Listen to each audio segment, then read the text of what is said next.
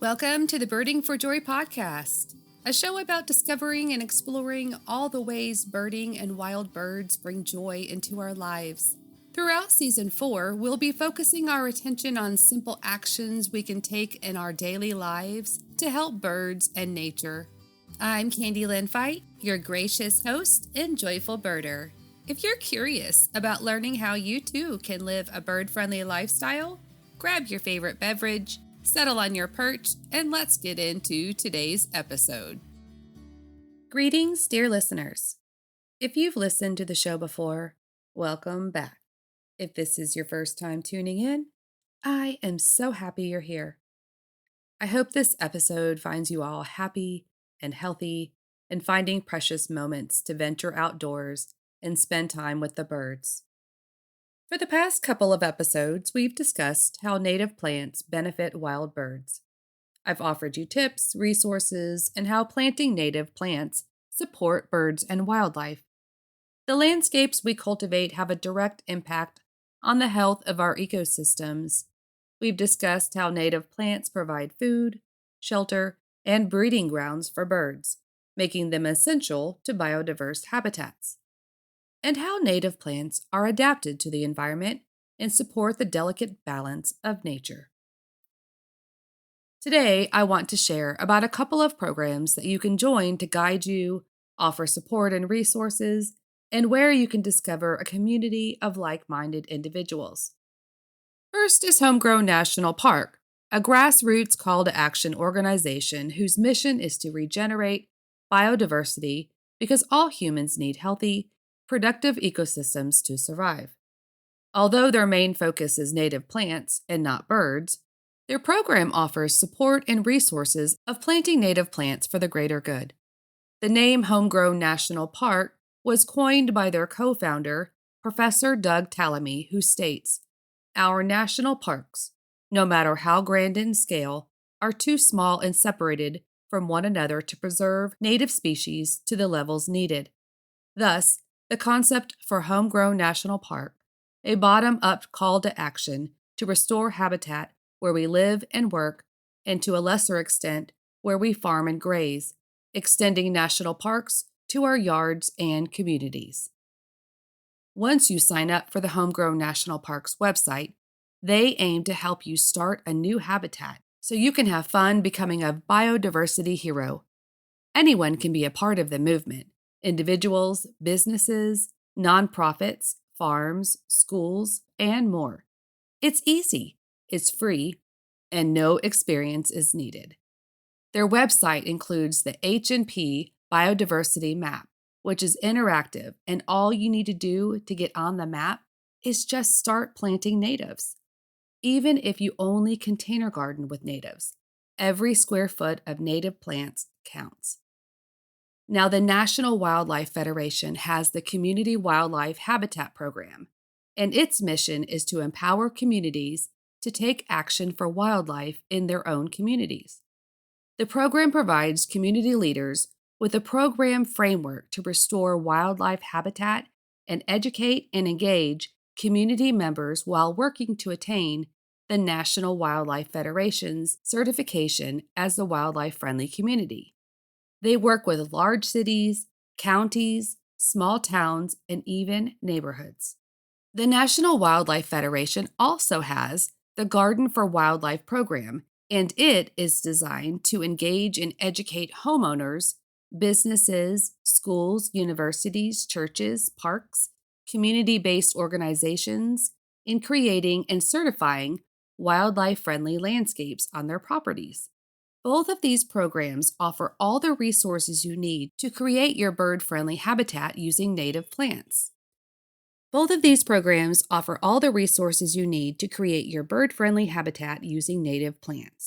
Along with those invaluable resources, they also provide helpful videos, tips and trick sheets that you can print out, pamphlets, and handouts if you want to share the information with others. I will add links to both the Homegrown National Park and the National Wildlife Federation websites in today's show notes. Speaking of sharing with others, are you interested in taking your native plant gardening action a little bit further? Do you want to start a native plant movement to benefit birds and wildlife in your community? By working with others and creating spaces filled with native flora, communities can together combat habitat loss, increase biodiversity, help birds and wildlife, and contribute to climate resilience. Whether you're considering restoring a patch of public land, enhancing your local park, or transforming neighborhood gardens, starting a native plant initiative is a meaningful way to make a lasting impact. I've done some research and come up with a step-by-step guide to launching a successful native plant program in your area. Are you ready? Step number 1, build your knowledge base. The first thing you want to do is educate yourself about the native plants in your region and their benefits to wild birds. Research which plants are indigenous to your area and best suited for different environments such as gardens, roadsides, bodies of waters, or parks. It'll behoove you to familiarize yourself with this information so when it comes time to present the initiative, you have a firm grip on what you're talking about. Learn the various roles of each of the native plants on your list and how they support birds or other wildlife. For instance, you could contact local conservation groups, botanical gardens, or native plant societies for guidance on plant selections. And don't forget that there are several awesome native plant databases online to help you narrow down your plant selections, such as the ones on the Audubon.org website and the National Wildlife Federation website. Step number 2, find those like-minded people. A successful initiative thrives on community support. Gather a group of passionate individuals who share your vision and are hopefully willing to help you with the project. Here are a few ideas. Reach out to local birding groups, garden clubs, or environmental organizations. You can connect with teachers, students, and community leaders who may be interested in participating.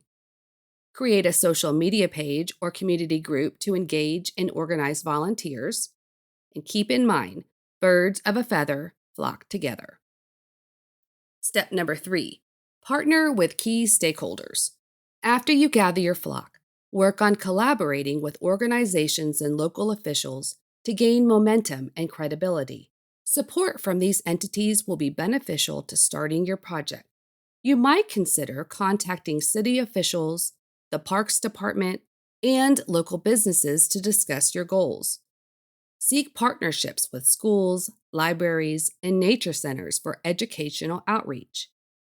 Approach local nurseries for potential plant donations or discounts. When it comes to contacting your city or town officials, here are a few ideas for advocating for city policies that support native plant landscaping in public spaces.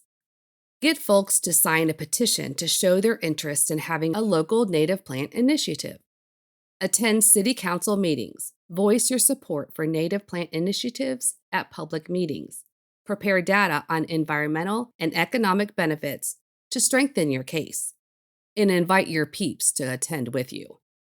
Petition for policy changes. Start a petition advocating for native plant requirements in city planning and public spaces. Work with local officials. Meet with city planners, parks departments, and environmental committees to discuss policy changes and funding for native plant projects. Develop campaigns. Create brochures to educate policymakers on the importance of native plants. Don't forget that you have that resource on both the Homegrown National Park and National Wildlife Federation website. They have pamphlets you can actually print out. And one last thing about contacting your city officials. Advocate for native plant ordinances. Encourage local governments to adopt ordinances that prioritize native species and landscaping for the public parks, medians, and new developments in your community. Step number 4, secure funding and resources. Starting a native plant initiative might require some financial support. This will be especially helpful if you're trying to organize a bird habitat native garden in your community. Although you might find people who will volunteer their time or maybe donate plants to the cause, Here are several ideas to help your project financially. Apply for grants from conservation groups, government programs, or environmental foundations. You could organize fundraisers such as a native plant sale, bake sale, community events such as a used book sale or yard sale. Seek in kind donations such as seeds, tools, or gardening supplies from local businesses, and collaborate with a local garden shop and give a native plant talk for a small fee or even donations. On that note, step 5 is to build awareness and educate. Gain momentum within your community by spreading awareness and teaching others to grow your initiative. I find that most people love to learn new things, especially when those new things are beneficial in some way. You could host workshops and or talks on native plant gardening for creating wild bird habitats. Remember to include why birds are an important indicator species of our ecosystems. Encourage residents in your community to incorporate native plants into their yards. And if you collect native seeds or cuttings from your own garden, offer them to your neighbors with planting instructions. Use social media to help spread the word and build awareness. Now, the next 3 steps are if your native plant initiative involves installing an actual garden in your community. Step 6. Identify and prepare planting sites. Choose your locations that will have the most ecological and community impact. Identify public parks, schoolyards, church grounds, or vacant lots as potential planting sites. Get all the necessary permissions from landowners and local government. And assess the soil conditions, the sunlight, and water availability to ensure plant success. Step number 7.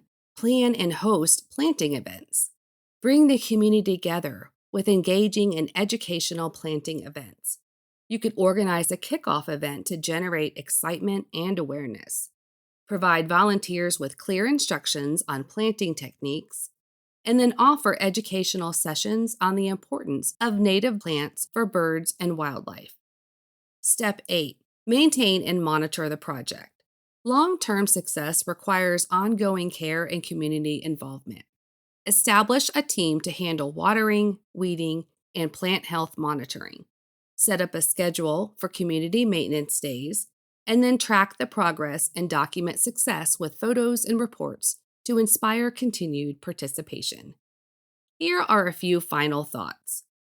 I believe that we all can agree that birds need our help. You can do this on an individual level, or take it a step further and involve others. Starting a native plant initiative in your hometown or city is a powerful way to take action that will benefit wild birds, other wildlife, and the environment while fostering a stronger sense of community. With careful planning, collaboration, and dedication, your efforts can create lasting positive change for both people and wildlife. So gather your flock, grab your gardening gloves, and start planting for the birds and a more sustainable future. On another note, it's the beginning of March, and here in South Central Texas, spring migration has begun. So, starting next week and the 4 following weeks, we will be exploring several of the 7 simple actions to living bird-friendly that involve making changes around your home and yard to help migratory birds. Before I go, I want to share a story about my visit to northern Minnesota last week and our side trip to Sax-Zim Bog. For those of you who aren't familiar with Sax-Zim Bog, the bog is about 300 square miles in size, and the Friends of Sax-Zim Bog provide visitors with maps, weekly reports, and keep the feeders at the Welcome Center filled with a variety of seeds and suet. The folks who were working at the Welcome Center that day were so friendly and helpful, and I picked up some bird-friendly coffee beans from Almanac Coffee out of Duluth, Minnesota, and a beautiful t-shirt with the artwork of Adam Swanson of a great gray owl. The Welcome Center also has a huge bay window overlooking several feeders, which was nice since it was warm inside and my friend's knee was in no shape to do any walking. There was a lot of snow outside on the ground, and the temperature was quite chilly, so we birded by car. This was my first experience at the bog, and the third for the friend that I was with. But it was the first for both of us to spot two great gray owls. One was quite close, and we got some great photos from the car window.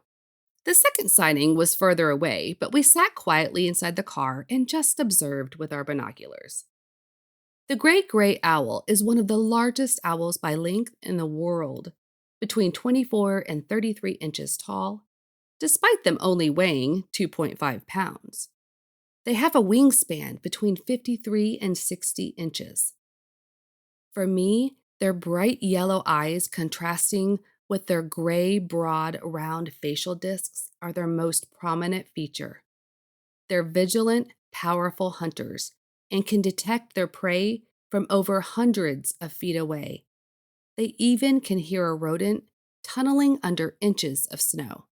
They are quite stunning and a huge draw for birders from all over. This year, Minnesota experienced the largest eruption of great gray owls in 20 years. That's eruption with an I. And it happens when a large amount of baby owls hatch the year before, and then the following year, there's not enough food for them. So they fly south from Canada in droves to hunt small rodents called voles. The folks at Sax-Zim Bog call it the invasion of the vole snatchers.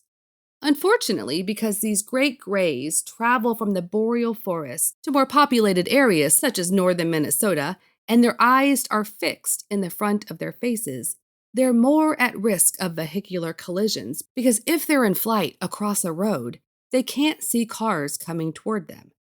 Actually, that is how we spotted the first great gray owl. It swooped down from a road sign, flying only 3 to 4 foot above the highway, a good distance in front of our car. It had been spooked by a photographer who'd gotten out of his vehicle to get a better view. When we noticed it perch in a tree on the other side of the 4-lane highway, we pulled over and took a few pictures from across the road. The owl seemed to look right at my friend's camera and pose for several minutes before the other photographer drove forward and then made a U-turn to get a better shot. The owl took flight as soon as the guy's vehicle pulled over on the side of the road. The beautiful creature was lucky when it fled across the road the first time and somehow avoided getting hit. Despite the pesky photographer and the owl's dicey escape, I will never forget the majestic beauty of the great gray owl. Here's a list of several other species we spotted at the bog.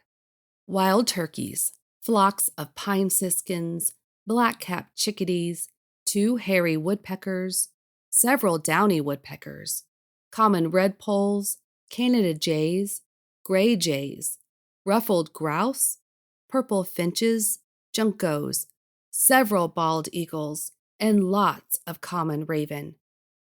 I have to admit, one of the most precious creatures we witnessed at the bog wasn't even a bird. It was the American red squirrel, also known as the pine squirrel or chicory. Oh my goodness, such chipper little critters. They're orangey red in the winter with tufted ears and super vocal with a chattering, rattling call. They sure enjoyed all the seed put out in the bird feeders around the Welcome Center. I'm happy to report that my friend's surgery at the Mayo Clinic in Minnesota was quite the success. My flight home was this past Wednesday in the late evening hours, which is why this episode is a day late. Sorry about that. I had 2 pre-recorded episodes before my trip that released the day I left and one while I was gone, but I just couldn't get my act together yesterday to get this episode out. I know you guys forgive me, right? Well, that's all I have for today. Reach out over on Instagram and let me know if you plan on adding native plants to your space for the birds. I'd love to hear all about it. Until next week, I wish you well and joyful birding, my friends. If you are enjoying the Birding for Joy podcast, I would greatly appreciate it if you would subscribe to the show. Subscribing and tuning in to the episodes allows the algorithms on the platforms to know that the podcast is providing you worthwhile content and helps ensure the success of the show. Remember, the absolute best way to support your favorite podcast is by word of mouth. So make sure to share Birding for Joy with others who might enjoy listening. That way we can continue to build a joyful birding community. As always, thank you for tuning in, my friends.